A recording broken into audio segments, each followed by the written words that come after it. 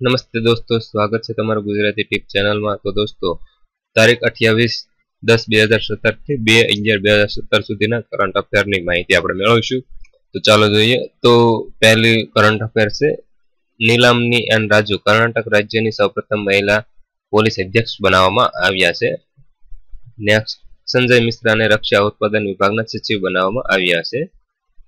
ત્યારબાદ next, world bank પ્રમાણે બિઝનેસમાં ભારતને 100મું સ્થાન આપવામાં આવ્યું છે। તો વર્લ્ડ બેંક પ્રમાણે ભારત 100મા સ્થાને પહોંચી ગયું છે। નેક્સ્ટ, જસપ્રીત બુમરાહ આઈસીસી ટી20 રેન્કિંગમાં 3જા સ્થાને પહોંચી ગયો છે। તો જસપ્રીત બુમરાહ છે પહેલી વખત આઈસીસી ટી20 રેન્કિંગની અંદર 3જું સ્થાન મેળવ્યું છે। નેક્સ્ટ, ઓસ્ટ્રેલિયાના બ્રિસ્બેનમાં રાષ્ટ્રીય શૂટિંગ મહિલા ચેમ્પિયનશિપમાં 10 મીટર એર પિસ્ટલ સ્પર્ધામાં ભારતીય શૂટર રીના સિંધુએ સુવર્ણ પદક જીત્યો છે।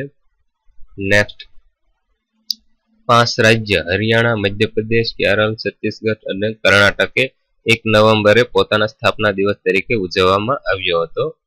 નેક્સ્ટ, રેલવે અધિકારી વિક્રમસિંહને રાષ્ટ્રપતિ રામનાથ કોવિંદના નિજી સચિવ તરીકે નિમણૂક કરવામાં આવી છે।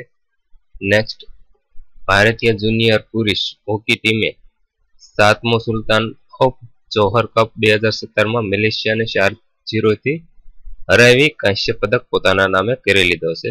નેક્સ્ટ, ભારતીય મહિલા ક્રિકેટ ટીમના કેપ્ટન મિતાલી રાજે નવી આઈસીસી મહિલા બલ્લેબાજ રેન્કિંગમાં 753 અંક સાથે પહેલો નંબર પર પહોંચી ગઈ છે। તેવી જ રીતે વિરાટ કોહલી પણ આઈસીસી જે નવી રેન્કિંગ છે તે પ્રમાણે નંબર 1 પર પહોંચી ગયો છે। તો તેનો અંક છે 889 અંક સાથે પહેલા નંબરે છે।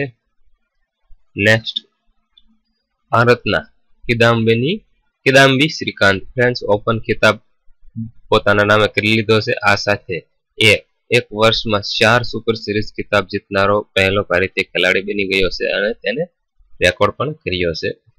નેક્સ્ટ,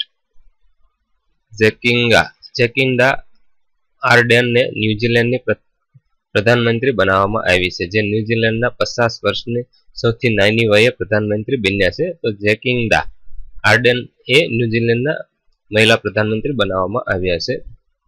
નેક્સ્ટ, ઇંગ્લેન્ડે પહેલો અંડર-17 ફીફા વર્લ્ડ કપ જીતી લીધો છે, જેમાં તેને સ્પેનને હરાવ્યું છે। નેક્સ્ટ,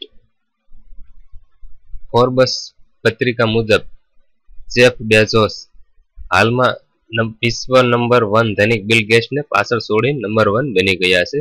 જેફ બેઝોસ છે એમેઝોનના માલિક છે, જેમાં બિલ ગેટ્સની સંપત્તિ હતી $90.1 બિલિયન અને જેફ બેઝોસની હાલની અંદર સંપત્તિ છે $90.6 બિલિયન। તો જેફ બેઝોસે નંબર 1 ધનિક બિલ ગેટ્સને પાછળ છોડી દીધા છે હાલની જે તાજા ફોર્બ્સ પત્રિકા મુજબ। નેક્સ્ટ, લંડન આયોજિતમાં 7મો ગ્લોબલ કન્વેન્શન સમારોહમાં આંધ્રપ્રદેશના મુખ્યમંત્રી એન ચંદ્રબાબુ નાયડુને ગોલ્ડન પીકોક એવોર્ડ આપવામાં આવ્યો છે।